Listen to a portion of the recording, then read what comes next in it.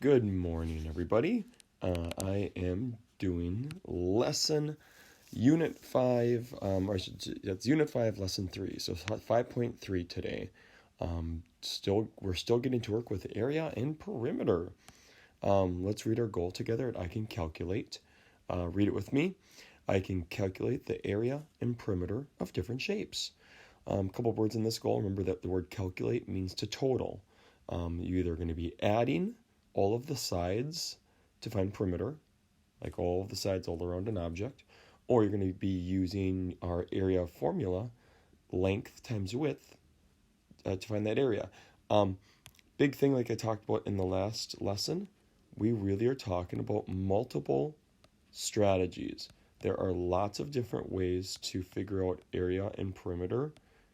And so we're just going to be continuing to kind of practice and learn about all those different ways to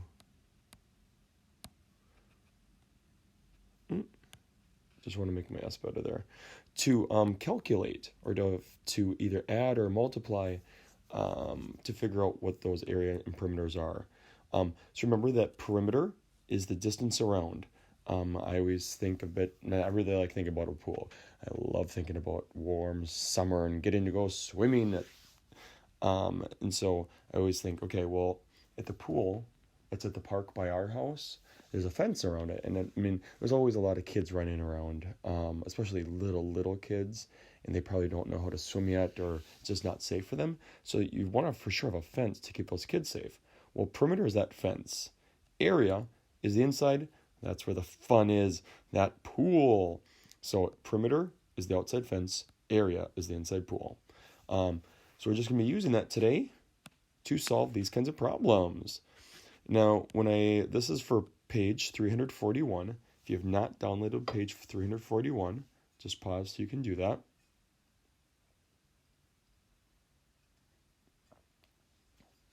Then you also on Schoology are going to need to send the grid paper.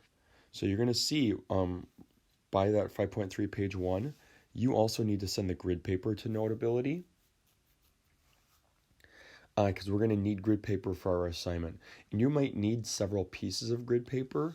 So every time you fill up a page, you can keep it and then just come back to Schoology and then send a new one to Notability. Or you can just, as long as you already answer your questions, then you can just erase all of your work. But I'm going to send mine to Notability right now because I'm going to need it as well for my teaching. So send it to Notability, create new note, import. Hello, grid paper. Okay, so I'm going to go back to my workbook page here. So you would need page 341 in grid paper for this. Okay, up at the top it says compare rectangles with the same perimeter. So we, on our centimeter.grid, draw all possible rectangles with a perimeter of 12 centimeters and sides whose lengths are whole centimeters. What that means is we can't do any halves. So we're not going to be doing like one side is 5.5 or 7.5, because I know all of you would get very creative, and we could even do 3/4. I mean, you guys I know could come up with some crazy ideas. We're just doing just whole centimeters, and I'll show you what I mean when we start drawing our all of our rectangles. Label the lengths of two adjacent sides of each rectangle. Basically what that means, we just have to label all of our rectangles. Find and label the area of each rectangle. In the table, record the lengths of the adjacent sides and the area of each rectangle. Compare the shapes of the rectangles with the least area and the greatest area. So problem 2 and 3 we'll get to, but we're going to start by just getting our perimeters. We're getting our rectangles done. So the perimeter just has to be 12 centimeters. So I'm going to go to my grid paper here. And I'm going to start drawing. I'm just going to start up in the right corner. I'm going to start by doing just like 3. Okay, so I have 3. So like I already can think about it. Well, if this side is going to be 3, I'm going to switch to a bigger pen here. If that side's going to be 3, down here will also be 3 somewhere. So it's going to be 6 already. And I need to get to 12. Oh, well, there's one actually right there that I could do. So if I know that 3 there, 3 here, 3 here, 3 here, because I can count 3, 6, 9, 12. That is a perimeter of 12. Oh, that works. So there actually is already one of my perimeters. So I'm going to go back to my sheet here. So when it says on this table, lengths of 2 adjacent sides, basically they just want to know, okay, what's your length, what's your width? Well, my length is 3, my width is 3. Cool. In an area, well, length times width, 3 times 3 is 9. And just to really explain that again and show you again, because really what my length, my top is 3, and like my left side is 3. And so on the sheet, this table, I'm just doing the length, which is 3, the top side, and that left side was also 3. And remember, to find area is just length times width. So like if this is my rectangle again, I'm just doing length right here, the top 3, times one of the sides, 3. So 3 times 3 for 9. So that's just one of them. And that was totally by chance lucky that I got that one. Okay, I'm going to do another one here. This time I'm going to say 4. 1, 2, 3, 4.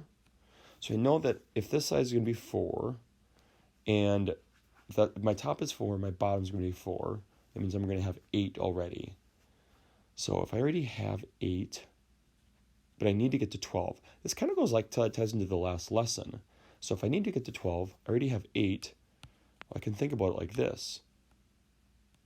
12 minus 8. So I need 4 more. Yeah, okay, because 12 minus 8. Okay, so my bottom is 4. Or my top is 4 and my bottom will be 4. And I need 4 more. Oh. Okay, well, I can do this. Top is 4, bottom is 4. This is 1, 2, 3, 4. Cool. So let me just make sure it equals 12. 4, 8, 12, 16. Oh, that's 16. But it says I needed 4 more. Oh, that's right. I forgot about that. Okay, no, that doesn't work. That's too much. What if I just do 1 here then? My top is 4, my bottom is 4. That's 1 and that's 1. So 4 plus 1 is 5. 4 plus 1 is 5. Oh, that's 5 plus 5 equals 10. That's not enough. Okay, well, I gotta erase this then. Gotta think. What if I do it by 3 though? If I do 3 here, top is 4, bottom is 4, 3, 3.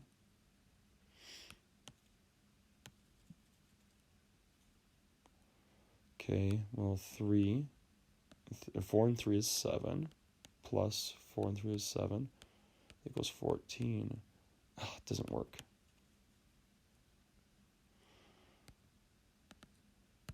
Okay, a bunch of little dots here.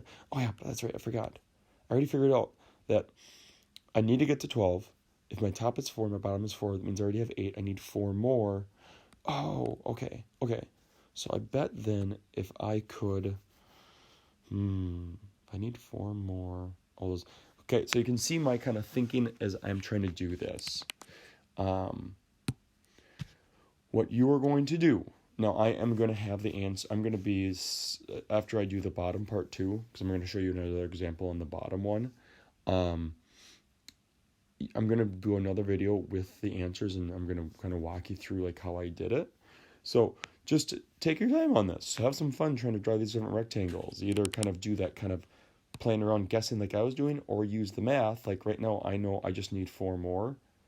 So if I need 4 more, I'm probably going to have to split that to help me figure out